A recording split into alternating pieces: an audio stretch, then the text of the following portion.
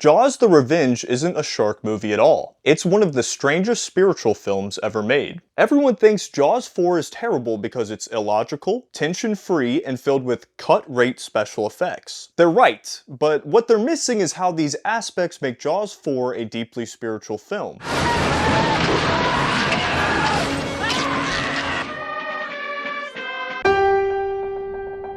Firstly, reviewers single out the film's lack of logic as a main criticism. They claim that nothing in this movie, from the plot to the character motivations to the world building, makes any sense whatsoever. To respond to that, I agree with the reviewers' criticisms here. However, the film's irrationality is exactly what makes it interesting, as it's not meant to make traditional sense. Jaws 4 inhabits a sort of dream world, liminal space somewhere between life and death. To explain what I mean, take the opening act of Jaws 4. It introduces Sean Brody in a domestic setting with his mother, Ellen, as the de facto protagonist. Up to this point, the world of the film appears relatively normal and logical. However, this normalcy is entirely disrupted when Sean is murdered by a shark in the harbor. This transition from domesticity to the absurd is signified by the cross-cutting, in which the gospel choir gracefully hearkens Sean's severance of body and soul. After Sean's death, as far as logic is concerned, Jaws 4 goes totally off the deep end. This makes perfect sense, however. The secret is that, even after his death, we're still following Sean's point of view. Thus, the remainder of Jaws 4 plays out as Sean's dying fantasies of how his family will avenge him. It visualizes his desperate psychological defense mechanisms when fighting against certain death. When viewed through this lens, what previously seems illogical suddenly makes perfect sense. For example, a common criticism of Jaws 4 is how the shark seems to magically teleport from New England to the Bahamas. However, this reflects Sean's personal perspective of the shark, viewing it as endowed with extraordinary power and capable of anything. Therefore, since we're watching from Sean's point of view, of course the shark would be able to teleport.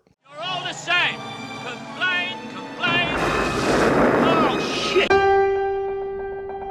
Secondly, reviewers point to the film's lack of tension as a main criticism. Despite the grisly shark attacks, viewers claim that there aren't any even remotely suspenseful sequences. To respond to that, I agree with the reviewers' criticisms here. However, the film's tension-free tone is fitting. It's not boring, it's appropriately meditative. To explain my point, take Michael Caine's performance as Hoagie. He's entirely unbothered and cocky throughout the entire movie, giving the sense that he's had far crazier experiences in his life than the Jaws shark. Many may attribute Caine's acting to laziness, but his performance feels intentional. Due to his lack of fear, Caine imbues Hoagie with the aura of a godlike immortal being. Thus, his service to the plot as a pilot is metaphorical. The subtext here is that he's actually a guide for Sean's spirit throughout the underworld. Moreover, accustomed to this journey, Hoagie is the only one who sees this bardo or purgatory for what it really is. It's not suspenseful, it's just how it is, the natural cycle of life and death. Thus, to sensationalize this how it is in the formal construction of the film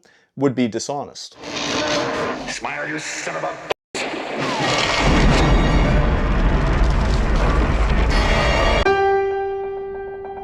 Thirdly, reviewers cite the film's cut-rate special effects as a main criticism. To name a few of said effects, viewers complain about the phony mechanical shark, obvious backlot sets, and generally poorly constructed action set pieces. To respond to that, I agree with the reviewers' criticisms here. However, the film's cut-rate special effects feel authentic, as their artifice highlights their disconnect from everyday reality. This, in turn, amplifies their spiritual quality, culminating in a level of surrealism rarely achieved in blockbuster filmmaking.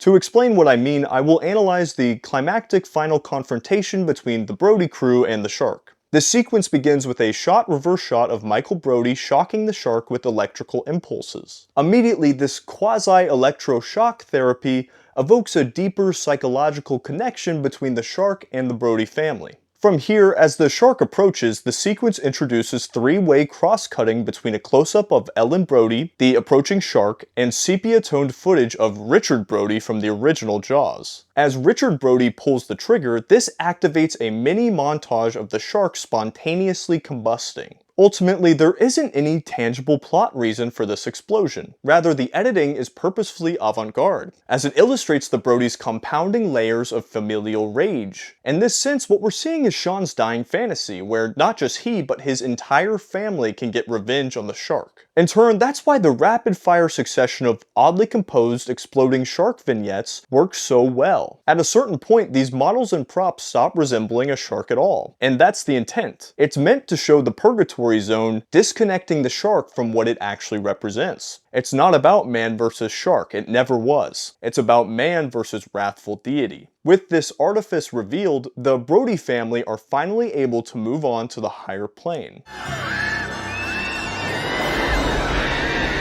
All things considered, Jaws the Revenge is a profoundly spiritual film. On a surface level, it appears to be nonsensical. Yet, upon further examination, its deep, esoteric connective tissue reveals itself. If there's any other misunderstood or controversial movies like Jaws the Revenge that you'd want to see an analysis of, then please comment down below. Thank you to my friend Jackson for recommending this movie and for illuminating its sanctity as a spiritual text.